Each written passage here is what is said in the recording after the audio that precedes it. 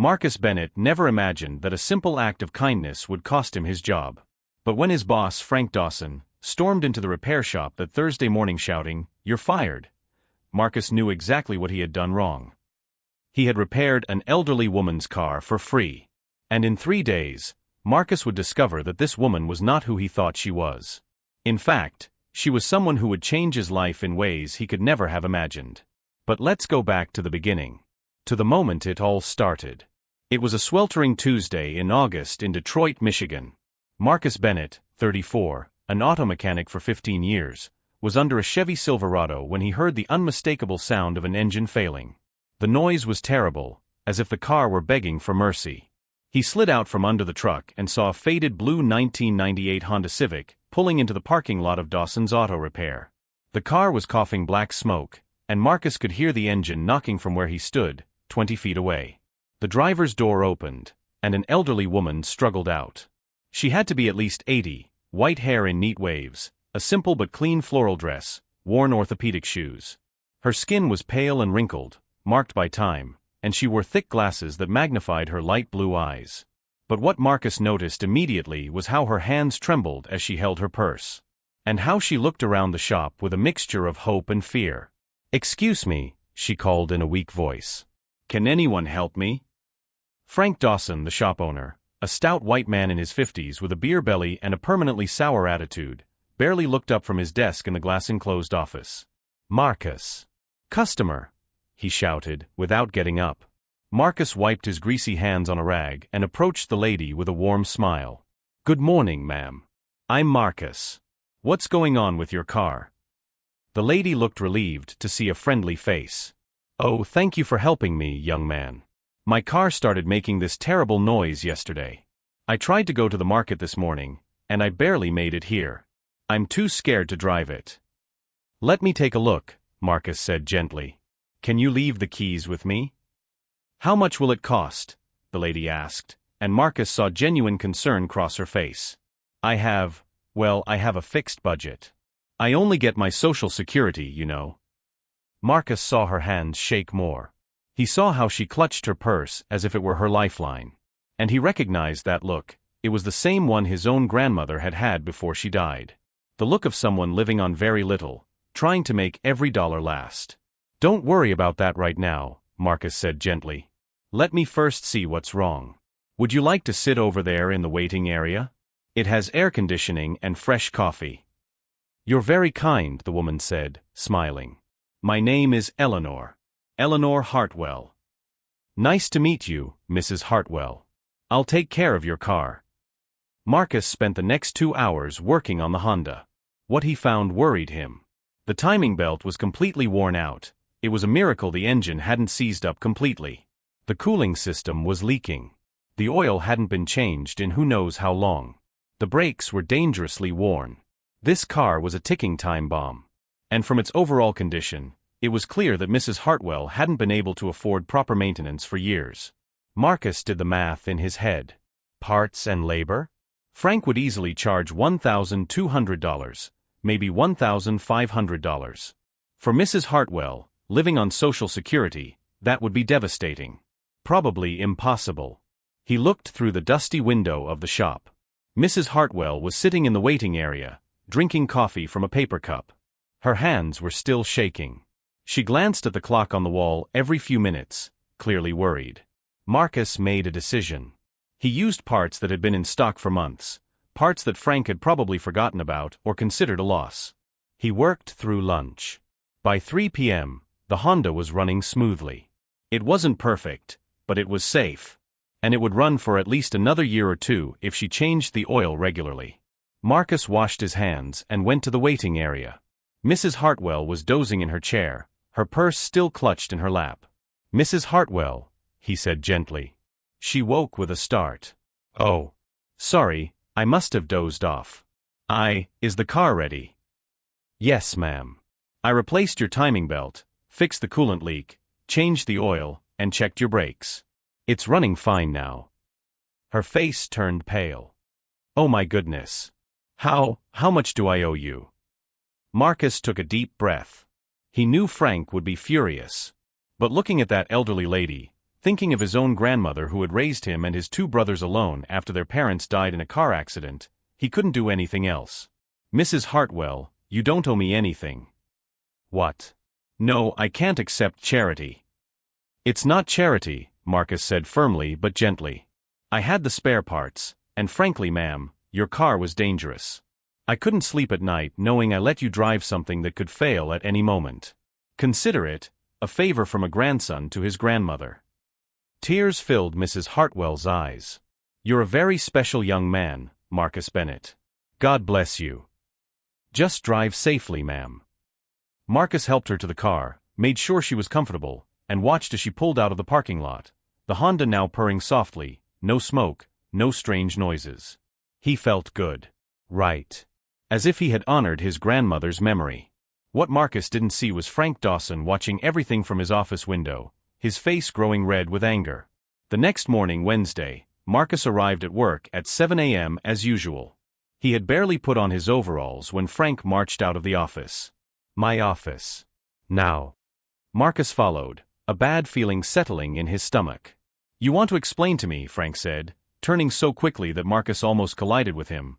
Why the hell is there a work order for that Honda yesterday that says, no charge? Sir, I can explain. You repaired a customer's car using MY parts, your time that I pay for, and charged her nothing? She's an elderly lady living on Social Security. She couldn't afford to pay. That's not your problem. Frank yelled, his face now purple. This is a repair shop, Bennett, not a charity. You think I own this place because I'm nice? I have bills to pay. I have a family to support. I understand, sir, but I don't care if she was the Queen of England. You have no authority to give away free service. You're fired. Get your things and get out of my shop. Marcus stood in silent shock for a moment. 15 years. He had worked in that shop for 15 years, since he was 19. He had never been late. He had never stolen. He had always worked hard. And now he was being fired for helping someone. I understand, Marcus said calmly, his voice steady despite the anger boiling inside. I'll get my tools. Your tools stay. They were purchased at a discount from the company, so technically they are the property of the shop. That was a lie. Marcus had bought every tool with his own money. But looking at Frank, at that red-faced angry man who was clearly looking for a fight, Marcus decided it wasn't worth it. All right, he said calmly. Keep them. He took off his overalls, hung them on the hook, and walked out of Dawson's Auto Repair for the last time. If you believe that kindness is never wasted, leave your like now.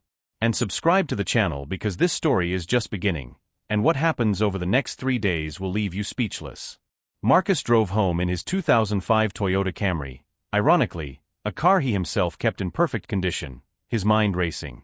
How was he going to pay his rent? How was he going to buy food? He had maybe $800 in his bank account. His rent was $950. He lived in a one-bedroom apartment in an old building on the east side of Detroit. It wasn't much, but it was his. Clean, organized, with pictures of his grandmother on the walls and his mechanic's tools, well, the ones he kept at home, meticulously arranged in his small garage. When he got home, it was only 8:30 in the morning. A whole day ahead of him with nothing to do. He sat down on his worn-out couch and put his head in his hands. His phone rang. It was his best friend, Dwayne, who worked at the brake shop down the street from Dawson's. Man, what happened?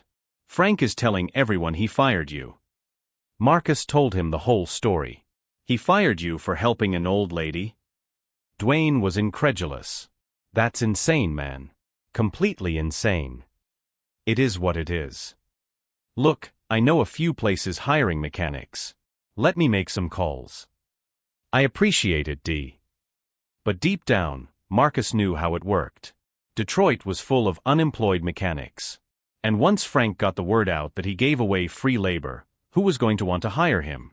The next 2 days were brutal. On Thursday, Marcus applied for 5 jobs. 2 didn't even respond. 3 said, "We'll consider your application," which is code for no. On Friday, he had an interview at Murray's Auto Shop downtown. It looked promising until the manager got a call. Marcus didn't hear the conversation, but he saw the man's face change. When he hung up, his attitude had completely cooled. "I'm sorry, Mr. Bennett. The position has been filled. But you said on Thursday that you were still interviewing." "It's been filled. Good morning." Marcus knew. Frank had been making calls. He was spreading poison about him to other shop owners. On Friday night, Marcus was in his apartment eating ramen, all he could afford, when his phone rang from an unknown number. "Hello." "Hello, may I speak with Marcus Bennett?" It was a female voice, professional, well-mannered. "That's me." "Mr. Bennett, my name is Catherine Rhodes. I am an attorney representing Mrs. Eleanor Hartwell. She would like to meet with you tomorrow, if possible." Marcus was confused. "Mrs. Hartwell? The lady whose Honda I repaired?" "Yes, sir. She has something important to discuss with you. Could you meet with us tomorrow at 10 a.m. at the Hartwell Estate in Bloomfield Hills?" Hartwell Estate? Bloomfield Hills was the wealthiest neighborhood in Michigan. Why would a lady living on Social Security be there? "Sure," Marcus said slowly. "I can come." "Excellent. I'll text you the address. See you tomorrow, Mr. Bennett." When she hung up, Marcus stared at the phone, completely baffled. On Saturday morning, Marcus drove to Bloomfield Hills. The closer he got to the address, the more confused he became. The houses got bigger and bigger. More perfect lawns. More expensive cars in the driveways. Finally, he arrived at the address. And he had to check 3 times to make sure he was right. It wasn't a house. It was a mansion. No, it wasn't even a mansion. It was an estate. Wrought iron gates with an elaborate H intertwined in the design. A circular cobblestone driveway. Fountains. Gardens that looked like they came out of a magazine. Marcus drove slowly through the driveway, feeling as if he had entered another world. A man in uniform, a real butler, greeted him at the door. "Mr. Bennett? Mrs. Hartwell is waiting for you in the sunroom. Please follow me." Marcus followed through hallways lined with paintings that looked like they belonged in museums. Marble floors. Crystal chandeliers. A grand staircase that curved up to the 2nd floor. They passed a living room the size of Marcus's entire apartment. Finally, they arrived at a sun-filled room with floor-to-ceiling windows overlooking elaborate gardens. And there, sitting in a velvet armchair, was Mrs. Eleanor Hartwell. But she looked different. She still wore thick glasses, still had white hair. But today she wore an elegant silk dress. Pearls around her neck. And when she smiled at Marcus, there was a sharpness in her eyes that he hadn't noticed before. "Marcus," she said warmly. "Please have a seat." Next to her was a woman in her 40s wearing a business suit, presumably Catherine Rhodes, the lawyer. "Mrs. Hartwell," Marcus said, still processing. "I don't understand. This place." Eleanor laughed, and it sounded like bells tinkling. "I imagine you don't. Marcus, I need to apologize. I wasn't completely honest with you on Tuesday." "About what?" "About who I am." Eleanor leaned forward. "Marcus, my full name is Eleanor Hartwell. My late husband, Richard Hartwell, founded Hartwell Automotive Manufacturing. Perhaps you've heard of it." Marcus felt his legs give way. Good thing he was already seated. Hartwell Automotive Manufacturing was one of the largest suppliers of auto parts in the United States. It supplied Ford, GM, Chrysler. Billions in annual revenue. You're the Eleanor Hartwell?" "I am. But you said you lived on Social Security. That car." Eleanor smiled, but there was sadness in it. "That car was the first car Richard bought me when we got married in 1962. A 1998 Honda Civic. He insisted on buying it used because we were building the business and every dollar mattered. I've held on to it all these years. Occasionally I drive it to remind myself of where we started." Marcus was still processing. Why didn't you tell me?" "Because I wanted to see who you really were." Eleanor's voice turned serious. "Marcus, my husband died 3 years ago. And since then, I've learned something painful about money. It brings out the worst in people. Relatives who never visited me are suddenly very concerned about my well-being. Friends show up with investment schemes. Everyone wants something." She paused. So sometimes I drive that old Honda to places where no one knows me. I wear simple clothes. I act as if I have very little. And I watch how people treat me. You were testing me, Marcus realized. Yes. And Marcus, you passed in a way that left me speechless. Eleanor picked up an envelope from the table beside her. Catherine, my lawyer, did some investigating. We found out what happened. That you were fired for helping me. How did you know? I have resources, Eleanor said simply. And when those resources told me that a good man lost his job for showing kindness to a stranger, well, I couldn't let it go. She handed the envelope to Marcus. What is this? Open it. With trembling hands, Marcus opened the envelope. Inside were documents. He read the first page and had to read it again because he couldn't believe what he was seeing. This is a deed. For a commercial property on Woodward Avenue, Eleanor confirmed. 3,000 square feet. Fully equipped as an auto repair shop. It was owned by Hartwell Manufacturing, but it's been vacant for 2 years. Marcus looked up, stunned. Why are you giving me this? I'm not giving it to you. I'm investing in you. Eleanor leaned forward. Marcus, I spent an entire afternoon watching you work on that car. I saw the care you took. The skill. The integrity. And then she smiled. I had Catherine look into your background. Catherine spoke for the first time. 15 years at Dawson's Auto Repair. Perfect customer reviews in the few we found online. Multiple certifications. Not a single complaint. In fact, we found 3 other examples of you offering massive discounts or free work to customers in difficult situations, all out of your own pocket, not the company's. You have a pattern of putting people above profit, Eleanor continued. That's a rare quality, Marcus. Especially in business. But you know what? It's exactly the kind of person who makes a business last. Marcus still held the deed as if it would disappear. Ms. Hartwell, I can't accept this. It's too. Let me finish. Eleanor raised her hand. I'm not just giving you a property. I'm offering you a partnership. Hartwell Manufacturing needs a reliable network of repair shops to recommend to our customers. Shops where we know people will be treated honestly, where the work is done right, where profit doesn't come before integrity. She leaned back. I want you to open Bennett Auto Repair. We'll provide initial financing for equipment, inventory, marketing. You run the business your way, with the integrity you've shown. And in return, you become an officially Hartwell-recommended repair shop. We'll provide training for your staff. Preferential pricing on parts. Support when you need it. But why? Marcus asked, his voice breaking. Why do all this for me? Eleanor was quiet for a moment. When she spoke, her voice was heavy with emotion. Because 50 years ago, my husband Richard and I were in your place. Young, no money, just a dream. Richard was a mechanic, you know? He worked at a small repair shop in Dearborn. One day, he fixed a man's car for free because he had just lost his job. The owner of the shop fired him. Marcus leaned forward, completely absorbed. The man whose car Richard fixed? It was Thomas Morrison, vice president of the Ford Motor Company. He was driving a loaner car because his own was being repaired, and he didn't tell Richard who he was. He wanted to see how he would be treated as an ordinary person. Eleanor smiled at the memory. Thomas was so impressed that he offered Richard a loan to start his own business. He said the world needs more people who do the right thing when no one is looking. That loan became Hartwell Automotive Manufacturing. Tears streamed down Marcus's face now. Richard always said he would pass that kindness on. But he died before he could do it the way he wanted to. Eleanor's voice broke. So I'm doing it for him. I'm passing on the same opportunity we were given.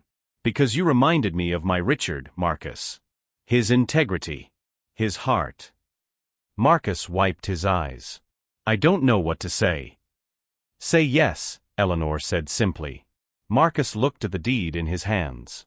Then he looked at the elderly lady who had entered his life 3 days ago in an old car, testing his character without him knowing it. Yes, he whispered. Yes. Catherine smiled and opened her briefcase. Then let's discuss the details. Over the next 2 hours, they went over everything. The property was fully equipped. It had been a Hartwell dealership before. 4 state-of-the-art car lifts. A full set of tools. Even a customer reception area. Eleanor was offering $150,000 in startup capital. No interest for the first 2 years. After that, Marcus would pay it back at a reasonable rate as the business grew. Most importantly, Marcus would own 100% of it. It wasn't a franchise. It was his. There will be only one condition, Eleanor said as they were finishing up. What? That you promise never to lose that integrity. That when people come into your shop who can't pay, you find a way to help them. Not always for free, sometimes people need the dignity of paying something. But you don't let anyone leave without help. I can make that promise, Marcus said firmly. Then, Eleanor held out her wrinkled hand. Do we have a deal? Marcus squeezed it, but instead of just shaking her hand, he held it gently. Mrs. Hartwell, Eleanor. You've changed my life. There are no words. You've changed mine too, dear. You've reminded me that there are still good people in the world. On Monday morning, Marcus stood in front of the property on Woodward Avenue. It was real. Totally his. His phone rang. Dwayne. Man, you won't believe this. Frank's closed. What?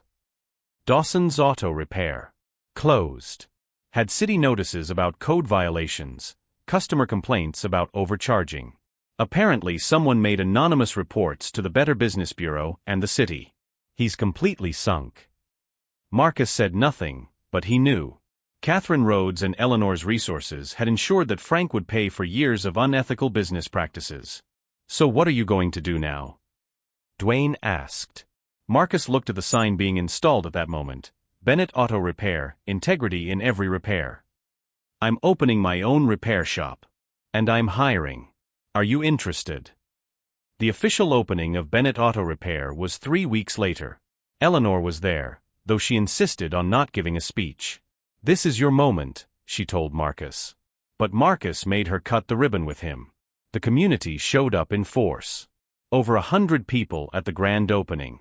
And Marcus did something that shocked everyone. He announced that every Saturday, his shop would do basic repairs for free for seniors, veterans, and low-income families. By appointment only, he explained.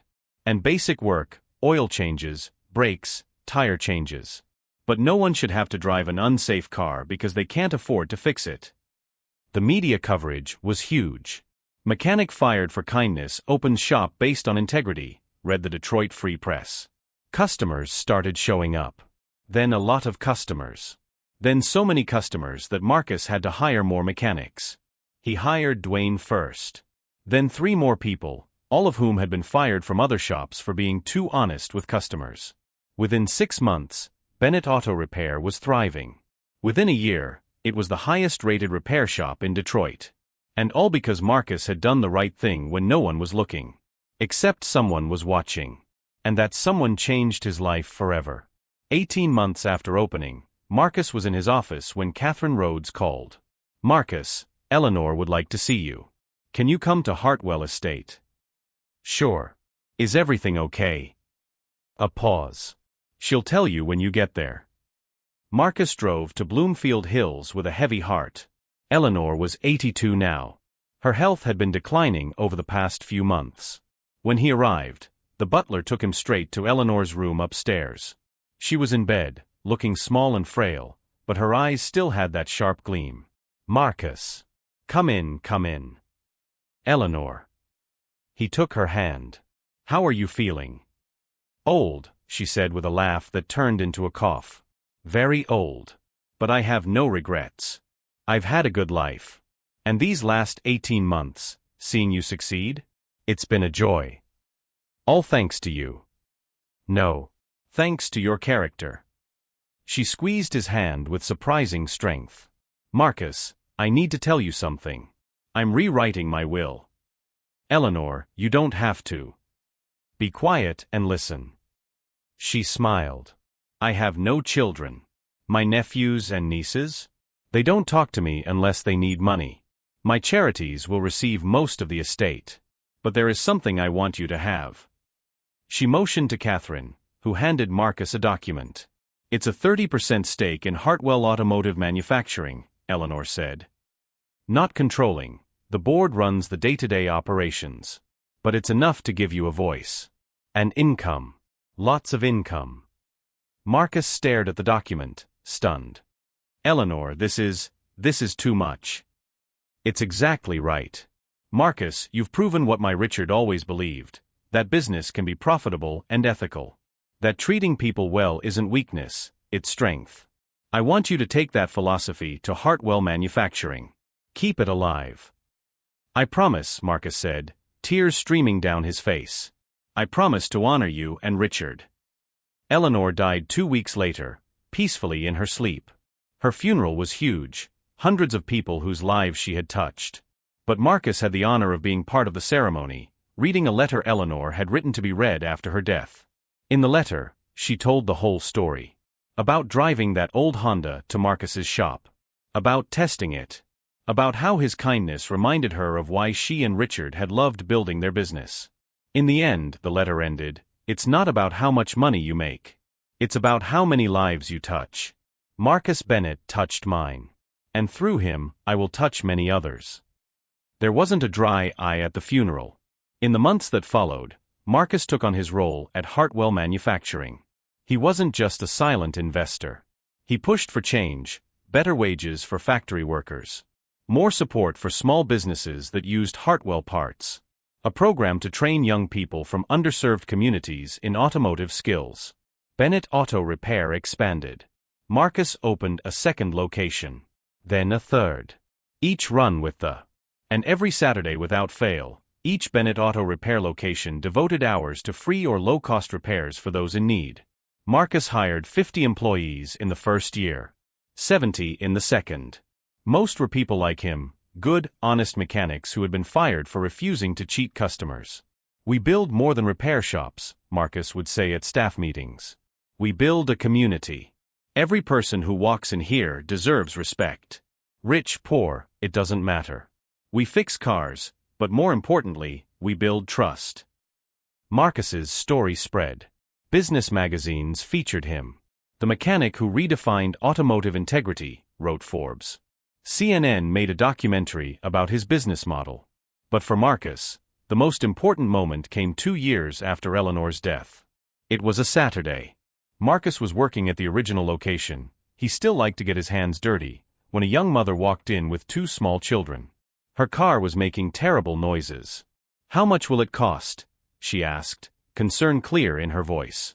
I don't have much. Marcus smiled, remembering Eleanor in that old Honda. Remembering himself with $800 in the bank. No job, no hope. Let me take a look first, he said gently. Then we'll talk. But I promise, we'll find a solution. 3 hours later, the car was fixed. Marcus charged only for the parts, not the labor. And he offered a payment plan. Why are you being so kind? The woman asked, tears in her eyes. Marcus thought of Eleanor. Of Richard. Of all the people who had given him chances when he needed them. Because someone was kind to me when I needed it most, he said. And I've spent my life paying it forward. 5 years after the day he was fired, Marcus Bennett was on stage at the Detroit Economic Club giving a talk to 500 businesspeople. I was fired for fixing an elderly woman's car for free, he began. My boss said I had no right to give away work for free. That business is about profit, not charity. He paused, looking out at the audience.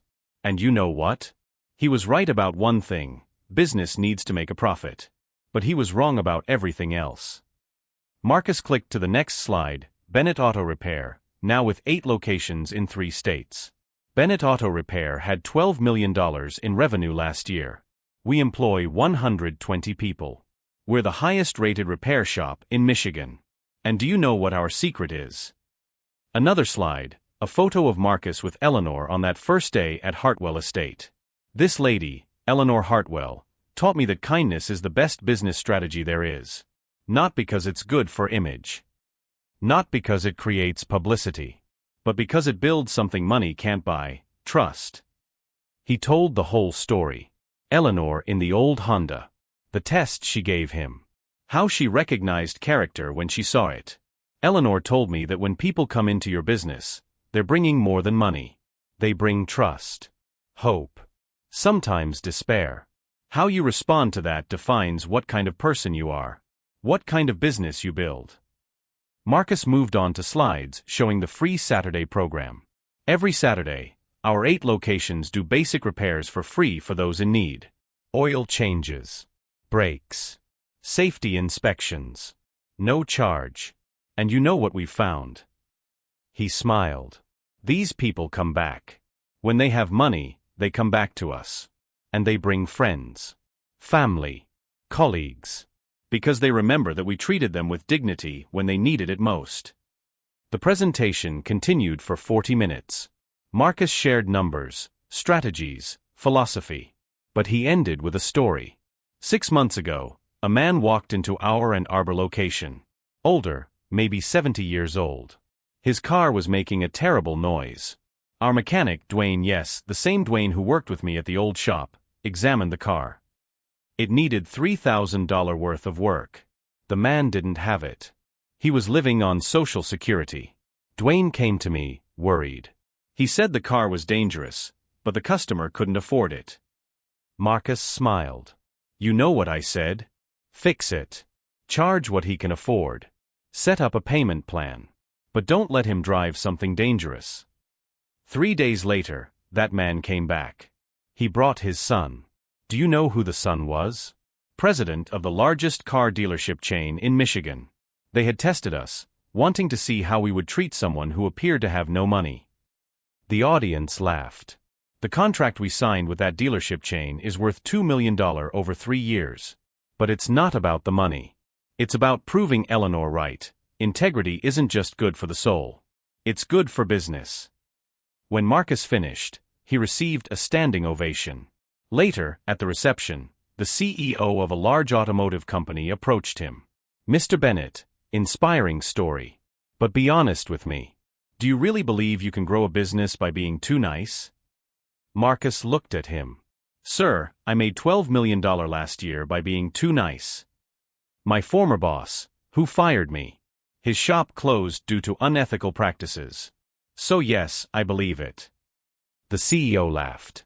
Touché. We need more people like you. Then be more people like me, Marcus said. It's not hard. Treat people well. Keep your word. Do the right thing even when it costs you something. It's that simple. That night, Marcus visited Eleanor's grave at Woodlawn Cemetery. He brought fresh flowers every week. Eleanor, he said, placing roses beside the headstone. I talked about you today. To 500 business people. I told our story. He knelt down. I hope you're proud. I tried to honor you and Richard.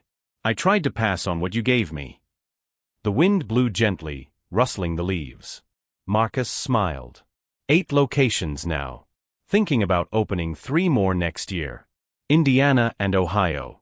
Each one will have a free Saturday program. Each one will hire people who value integrity over easy profit. He was quiet for a moment. Sometimes I still can't believe it. 5 years ago, I was eating ramen in a 1-bedroom apartment, no job, no hope. All because I fixed your car for free. Tears filled his eyes. Best mistake I ever made. Marcus stood up and wiped his eyes. See you next week, Eleanor. Driving home, he thought about his journey. From unemployed mechanic to multi-million-dollar business owner. From helping a lady to changing an industry. His phone rang. Dwayne. Boss, there's a young mother here. Her car is in bad shape. She's crying, says she can't pay. It's Saturday, so we're officially closed, but... Is she right there? Marcus asked. Yes. Give her some water, a comfortable seat. Tell her I'll look at the car on Monday. No charge for the evaluation. We'll figure something out. I knew you were going to say that, Dwayne laughed. That's why this place works. Marcus smiled. That's why it should work. See you Monday, D. He hung up and looked out the window as he drove through the streets of Detroit. His city. The place that shaped him. The place where he was now shaping others. Frank Dawson, the boss who fired him? Marcus had heard he was working as a mechanic in a small shop in the suburbs. No hard feelings. No revenge. Marcus even sent him a job offer through a mutual friend. Frank refused, too proud. But the offer remained open. "It's what Eleanor would do," Marcus had said when Dwayne questioned him. "Always give people a chance to be better." Now driving home, no longer a one-bedroom apartment, but a beautiful house in a nice neighborhood, though not ostentatious, Marcus reflected on the lesson Eleanor had taught him. Kindness is not weakness. It is strength. Integrity is not naivety. It is wisdom. And doing the right thing when no one is looking? That defines who you are. Because someone is always watching. Sometimes it's God. Sometimes it's the universe. Sometimes it's an 82-year-old lady in an old Honda testing your character. And sometimes, if you're lucky, that lady changes your life. Marcus arrived home where his wife, Jasmine, a nurse he met at a charity event 2 years ago, was making dinner. "How was the lecture?" she asked, kissing him. "Good. I told Eleanor's story." "Do you still miss her?" "Every day." Marcus hugged his wife. "But I know she would see this, everything we've built, and she would be smiling." They had dinner together. They talked about their day. They laughed. They made plans for the future. And somewhere, Marcus imagined Eleanor and Richard smiling, knowing that their kindness had not only changed a life. It had created a legacy. A legacy that would touch thousands of lives in the years to come. All because a mechanic chose to fix a car for free. And a lady chose to reward kindness with opportunity. Sometimes, Marcus thought as he fell asleep that night, the best investments aren't in stocks or property. They're in people. And Eleanor Hartwell invested in the right person.